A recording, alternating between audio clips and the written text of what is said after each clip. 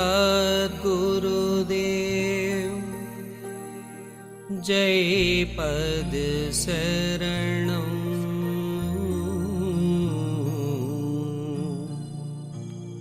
श्री यशरूप चरणं शरणं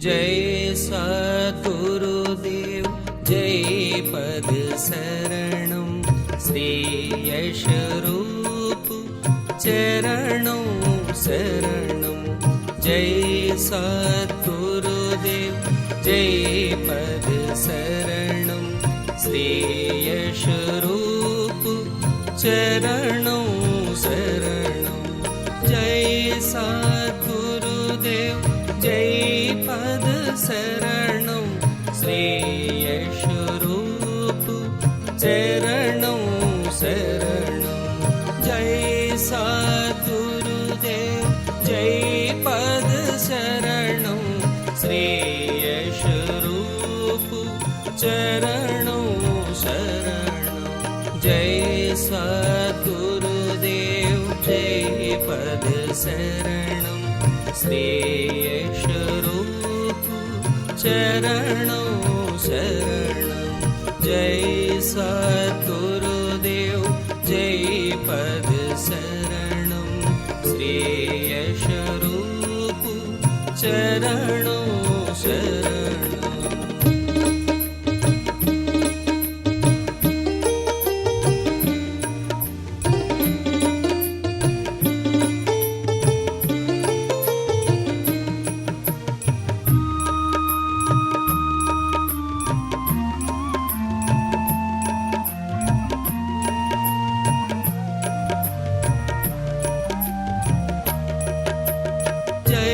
सद्गुरुदेव जय पद शरणं श्री यशरूप चरणं शरणं जय सद्गुरुदेव जय पद शरणं श्री यशरूप चरणं शरणं जय सद्गुरुदेव जय पद शरणं श्री यशरूप चरणं शरणं जय सद्गुरुदेव जय पद शरणं श्री यशरूप चरणं शरणं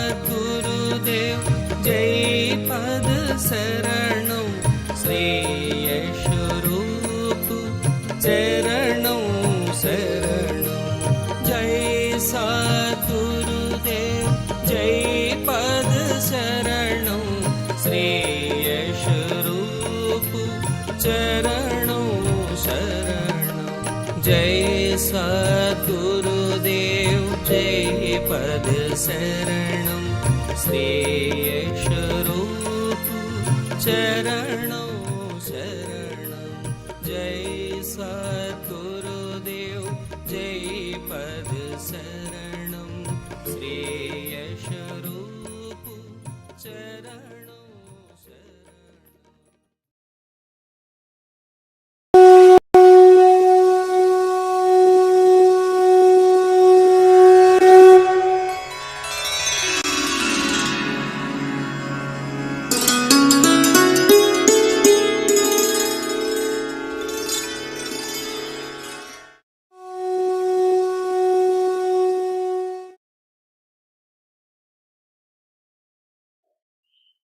अभी एक भजन होगा और भजन के साथ साथ सभी भाई बहन अपने अपने इष्ट का ध्यान करेंगे। ध्यान कैसे करें? बहुत शॉर्ट में ध्यान करने का तरीका मैं आपके सामने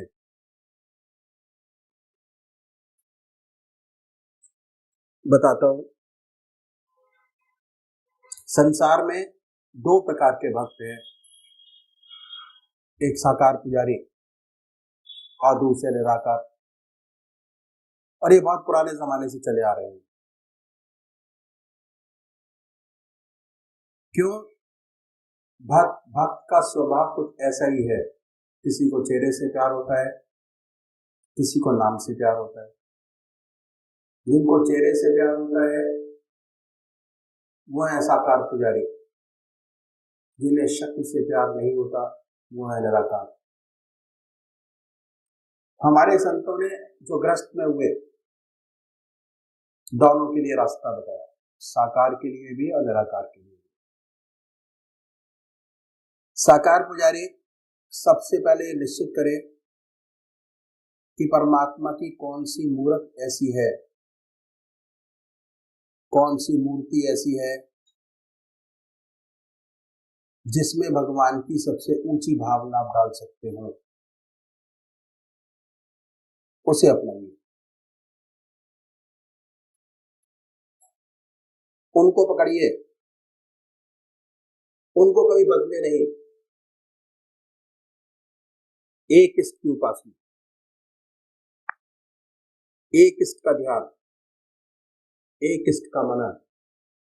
ऐसा नहीं कि आज आप राम की पूजा करें, कल कृष्ण की, परसों माँ की, परसों देवी की। ध्यान नहीं बनेगा। अगर अपना इष्ट रोज रोज बदलेंगे, जल्दी जल्दी चेंज करेंगे, तो ध्यान आपका नहीं बनेगा। पूजा का जो मकसद है वो है चित्त की एकाग्रता प्राप्त करना, कंसंट्रेशन ऑफ माइंड, और वो जब ही होगा जब आपका एक इष्ट हो। और जब एक इष्ट होगा तभी आध्यात्मिक अनुभव आपके खुलेंगे। एक इष्ट की उपासना। तो ये मानिए, जिस इष्ट को आप मानते हैं कि वो इष्ट हमारा सशरीर हमारे सामने विद्यमान है, अपने सामने उनकी पवित्र मूर्त को बनाएं, बड़े प्यार से। बड़ी बड़ी आंखें हैं, गोल चेहरा है, जटाएं हैं, सर्पों की माला है, बनाएं अपने सामने अपने इष्ट को। दिल हमारा धड़कता रहता है, दिल की हर धड़कन से जो मंत्र आपका है उसको उच्चारित होते सुने कि हमारे हृदय से हमारे दिल का नाम, हमारे इष्ट का नाम निकल रहा है और हम उसको सुन रहे हैं। और जब तक ऐसा ना हो तब तक जिह्वा से बड़े प्यार से, बड़े आराम से उस नाम को ले सकते हैं। पर होता क्या है कि थोड़े समय तक तो नाम चलता है, उसके बाद मन इधर आधर कहीं भाग जाता है। पता कैसे लगता है? पता ऐसे लगता है कि हमारी आत्मा हमारे मन को देखती रहती है, वो बताती रहती है कि हमारा मन क्या कर रहा है। जैसे ही आपका मन ये कहे कि आपका ध्यान आपके इष्ट के चरणों से हट गया, फिर दोबारा अपने मन को पकड़िए, अपने इष्ट की याद में लगाएं। फिर कहीं दूसरी जगह मन चला जाएगा, उनको पकड़िए, अपने इष्ट की याद में लगाएं। निरंतर प्रयास करना पड़ेगा। यकीन मानिए, अगर आप 20 मिनट की कंसंट्रेशन में, ध्यान में आज आपके 50 विचार आ रहे हैं, तो अभ्यास से, अगर निरंतर अभ्यास करते रहेंगे तो एक दिन ऐसा आएगा कि जब जैसे ही आप पूजा में बैठेंगे आपका मन आपके इष्ट के चरणों में लगा होगा। दूसरे वो भाई हैं निराकार भगवान के उपासक है। ओम, अल्लाह, वाहिगुरु। बड़े प्यार से बैठे, मन को साफ कीजिए और ये महसूस करें कि हमारे दिल से ओम नाम निकल रहा है और हम उसको सुन रहे हैं बड़े प्यार से। ओम, ओम, ओम। जैसे कोई दूसरा विचार आए उन विचारों को हटाइए, फिर अपने इष्ट की याद में लगिए। अल्लाह, अल्लाह, बड़े प्यार से। सांसारिक विचार आएंगे,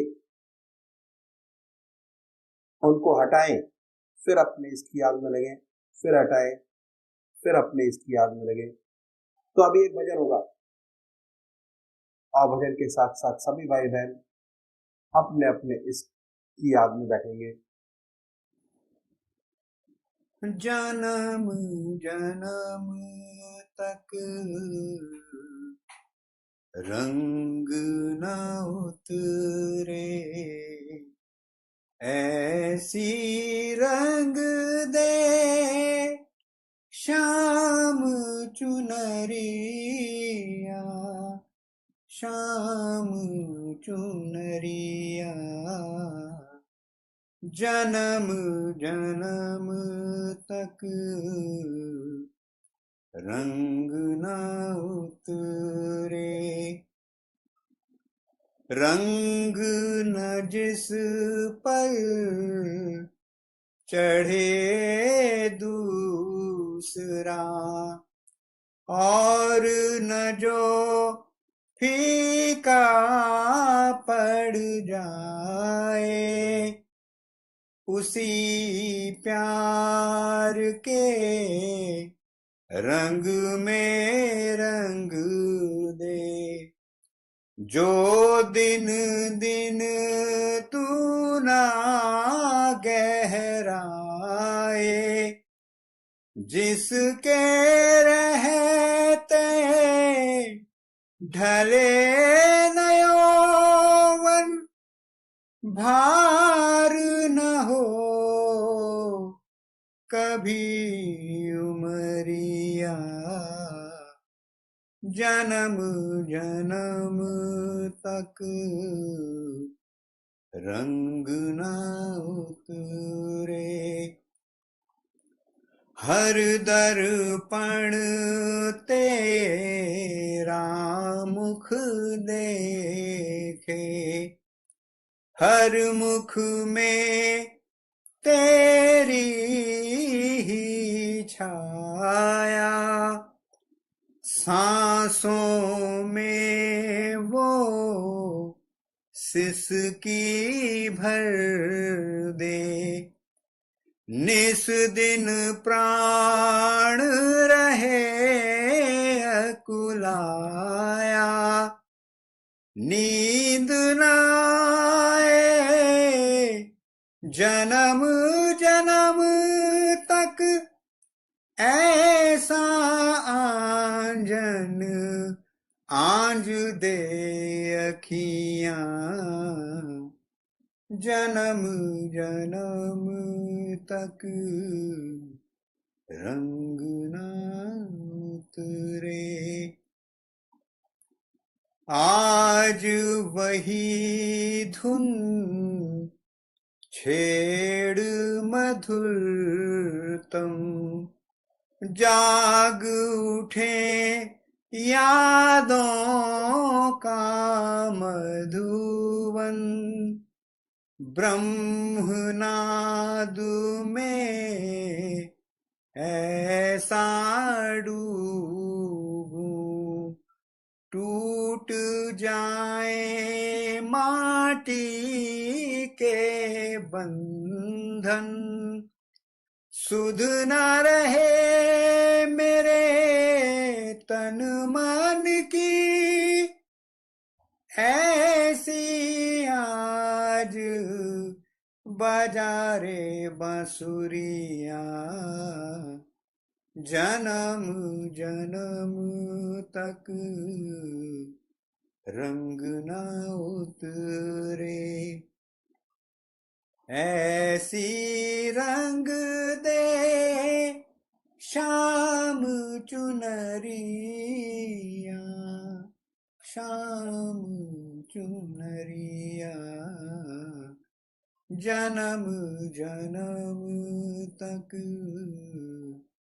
रंग ना उतरे।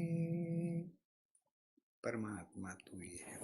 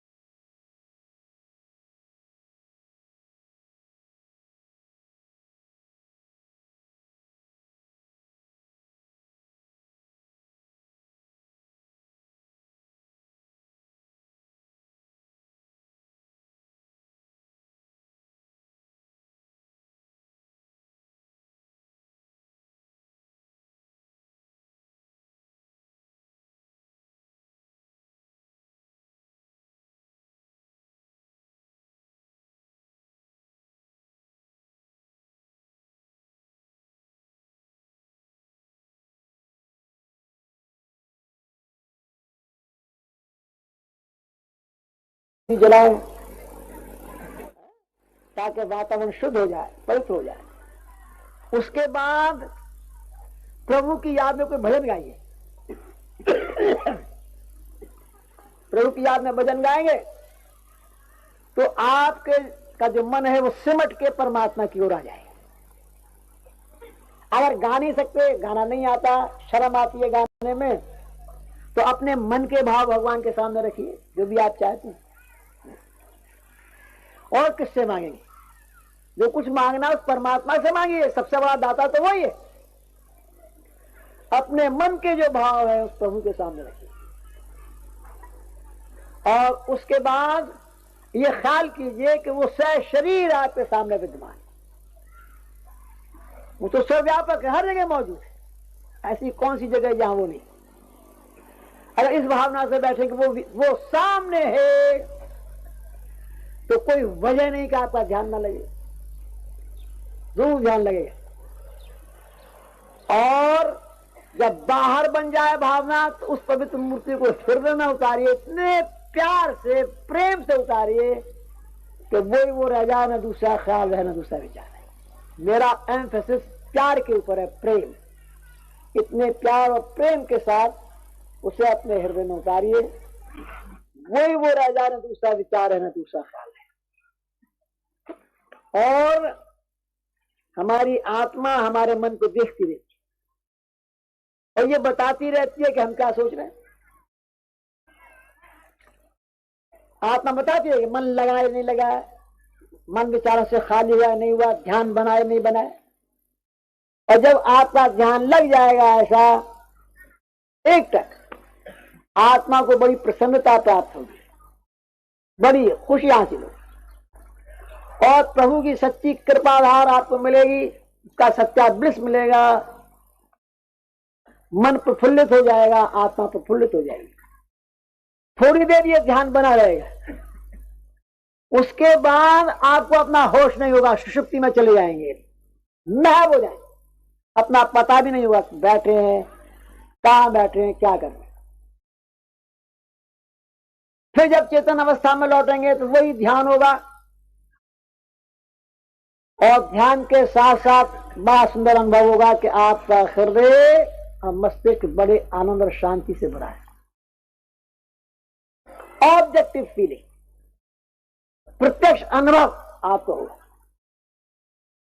तमाम लोड माइंड का गायब हो गया है?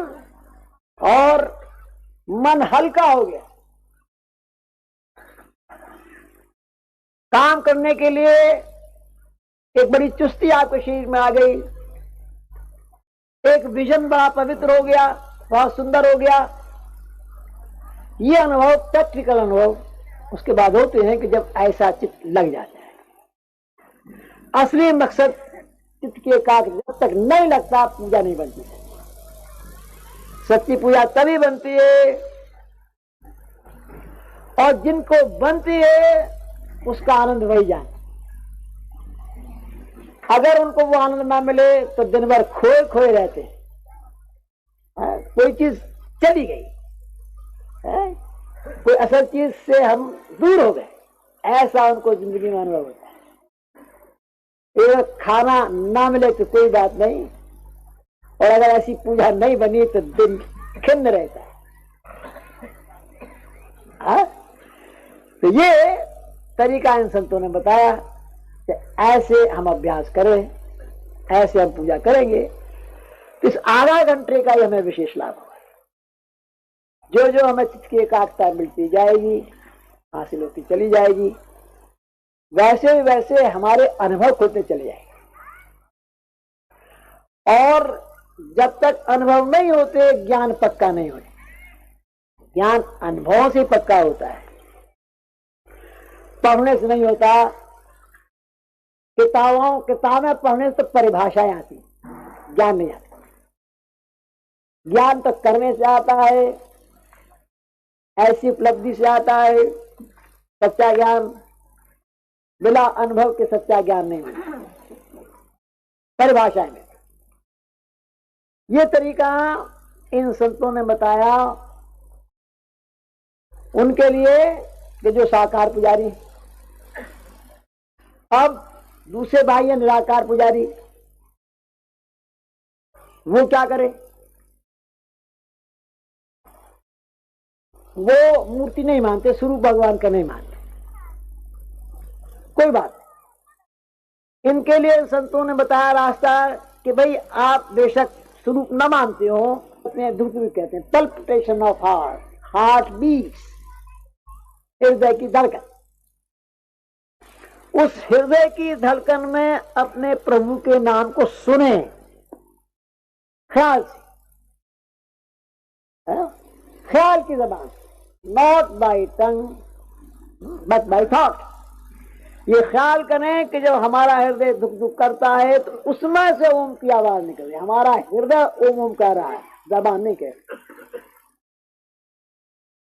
आसन वही है, बाकी सारी बातें वही है, कोई चेंज नहीं, सिर्फ मेथड में तब्दीली है। वो इसीलिए है कि हम यहां निराकार उपासकों की बात है। पहले शुरू में तो हृदय की धड़कन भी सुनाई नहीं देती, लेकिन जब आप अभ्यास करेंगे, सत्संग में आते जाते रहेंगे तो हृदय की धड़कन सुनाई देने लगी और उसमें से प्रभु का नाम होता हुआ भी सुनाई देगा। जब तक सुनाई ना दे तब तक मानसिक जाप करते हैं। अगर ओम नाम है आपने पकड़ा, हृदय में सुनने की कोशिश कीजिए, मन से ओम ओम कहते भी जाइए। ओम, तो ध्यान हृदय पर भी लगाते हैं। बहुत जल्दी ये कोई ऐसा आएगा कि आप हृदय की आवाज को सुनेंगे, हृदय से ओम की आवाज निकलते हुए आपको स्पष्ट सुनाई देगी। अब कहने की आवश्यकता नहीं, अब उसे सुनने की आवश्यकता है। सुनेंगे, यहां भी वही हालत पैदा हो, हमारी आत्मा हमारे मन को देखती रहती।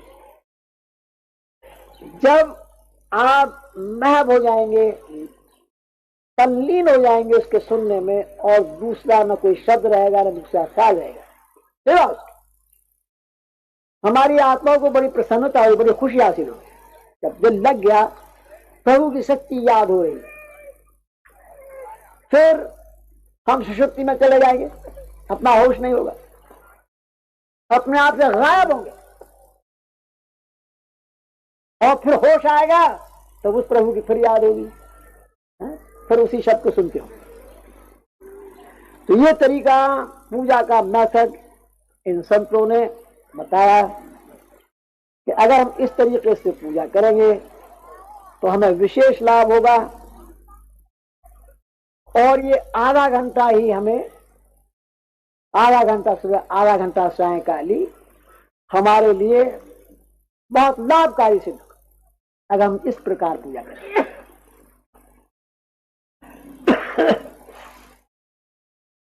अब इस तरीके के बारे में कुछ प्रश्न किए जाते हैं।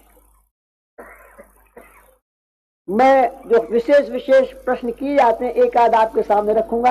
अगर कोई भाई और कुछ पूछना चाहेंगे तो पूछेंगे। सबसे बड़ा जो प्रश्न किया जाता है, जो इंटेलिजेंसिया बहुत पढ़े लिखे लोग करते हैं, और वो ये है कि आप ध्यान करने का तरीका बताते हैं। तो ऐसा मालूम होता है कि आपका जो रास्ता है ध्यान योग का है। बिल्कुल सच्ची बात है। ध्यान करने का तरीका बताते हैं तो ध्यान योग तो है ही। ध्यान योग कहे जो अथॉरिटी सबसे बड़ी पतंजलि महाराज के कहते हैं। पतंजलि महाराज ध्यान योग की अथॉरिटी है।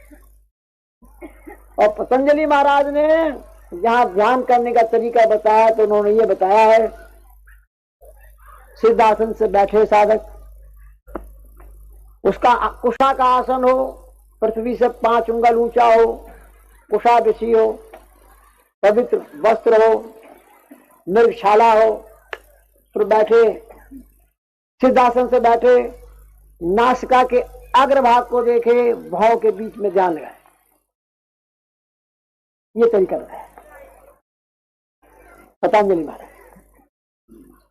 और गीता में भगवान कृष्ण ने भी ये तरीका बताया कि साधक 5 उंगल ऊंचा उसका पृथ्वी से स्थान हो, जिस पर बैठे, कुशा का आसन हो, पवित्र वस्त्र हो, मृगशाला हो, सिद्धासन से बैठे, नासिका के अग्रभाग को देखे, भाव के बीच में ध्यान दे। यम नियम का पालन, ब्रह्मचर्य का पालन, आसन की सिद्धि, प्राणायाम की सिद्धि, प्रत्याहार, ध्यान, धारणा, ध्यान, समाधि, 7वां ध्यान है। ये सब सिद्ध हो जाने के बाद फिर ध्यान करे। जब ये सिद्ध हो गया तो अब ध्यान लगाइए यार, तो कोई अर्ज नहीं। आ गया ब्रह्मचर्य पर बड़ा भारी दोष। ब्रह्मचर्य ऐसे भगवान कृष्ण ने जहां ये अभ्यास करने का तरीका बताया है, उससे पहले ये कहा है कि ऐसा साधन, माता पिता का ब्रह्मचर्य भी बड़ा ऊंचा रहा, वो इस अभ्यास को कर सके। तो अब हम अगर पढ़ के, गीता पढ़ के, पतंजलि योग को पढ़ के अभ्यास करने लगे और उसकी जो प्री रिक्विजिट्स हैं उस पर ध्यान न दें, तो फायदे की जगह नुकसान हासिल हो। फ्लेक्सिबिलिटी होगी कि आप उस स्ट्रेन को बर्दाश्त कर लें और आपकी प्राणवायु मस्तिष्क में बैठ जाएगी, जो उसका आशय।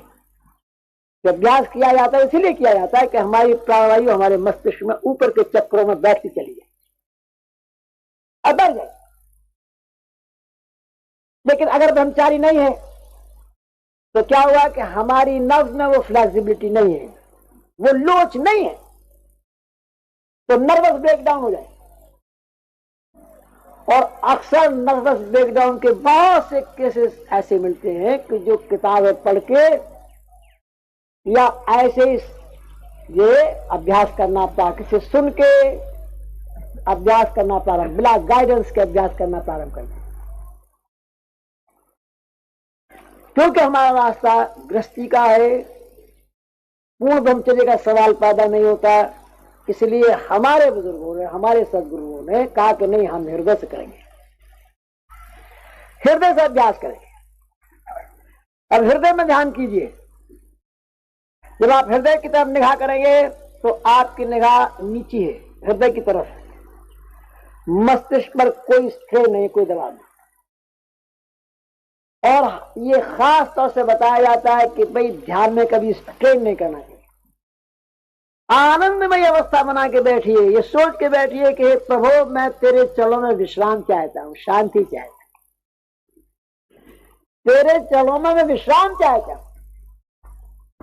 मन से लड़ाई मत लड़िए, उसको प्यार से समझाइए, प्यार से समझा के उधर लगाइए। हृदय हृदय से तो निगाह नीची है, कोई खतरा नहीं किसी किसी, कोई नर्वस ब्रेकडाउन कभी नहीं होने वाला। और हृदय वो स्थान है कि जहां से खून का दौरान हमारे सारे शरीर में होता है, ब्लड का पंपिंग स्टेशन। अगर हृदय राम नाम से रंग जाए और राम नाम से रंगा हुआ ये खून हमारी नसों और नाड़ियों में जाएगा, तो हमारे शरीर के हर छिद्र से परमात्मा का नाम जारी हो जाएगा। इसका विशेष लाभ। और दूसरी बात क्या है कि heart is the centre of all feelings. जितनी भावनाएं हृदय से पैदा होती, अच्छी और बुरी, अगर हृदय राम नाम से रंग जाए तो फिर हृदय में अच्छी ऊंची ऊंची भावनाएं पैदा होती है। परोपकार, भक्ति भाव, नम्रता भाव पैदा होता है, नम्रता, ह्यूमिलिटी, भक्ति भाव, ऐसे सुंदर गुण पैदा होते। और इन गुणों की अध्यात्म में तो आवश्यकता है, दुनिया में भी आवश्यकता है। ऐसा विनयशील पुरुष जहां जाएगा हर व्यक्ति उसकी कदर करेगा।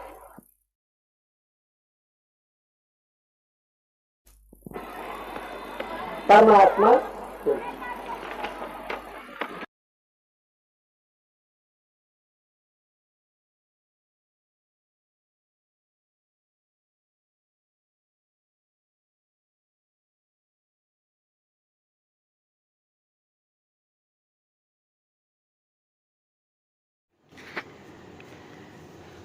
हे दीन बंधु दयालु भगवन, दुख भय संशय हरण, जग मोह जाल कराल है, आया प्रभु तेरी शरण। मैं पतित हूँ तुम पतित पावन, दास मैं तुम नाथ हो, दिन रात सोते जागते, प्रभु तुम हमारे साथ हो। भवजाल से अति त्रसित हूँ करता, बने हो हे पिता, कर जोड़ कर अति दीनता से, नाथ यह वर मांगता। गुरु के चरण में प्रेम और गुरु भक्ति मुझको दीजिए, श्रद्धा बढ़े गुरुदेव में, ऐसा अनुग्रह कीजिए। सर्वस्व अर्पण कर सकूं, प्रीति बढ़े गुरुदेव पर, ज्यों ही भूमि पर गुरु चरण हों, आँखें बिछाऊं दौड़ कर, बोलूं तो गुरु चर्चा करूं, और मौन पर गुरु ज्ञान हो, सोते में गुरु का स्वप्न हो, और जगते में गुरु का ध्यान हो। पापी अधर्मी कुटिल कामी जानते, आश्रय दिया गृहवासी गुरुदेव जी, निज दास मुझको कर लिया। अंतिम विनय है आपसे, पूर्ण गुरु पूर्ण पिता, तव चरण पर हो शीश जिस दिन, प्राण हो तन से जुदा। हे दीन बंधु दयालु भगवन, दुख भय संशय हरण, जग मोह जाल कराल है, आया प्रभु तेरी शरण, आया प्रभु तेरी शरण, आया प्रभु तेरी शरण।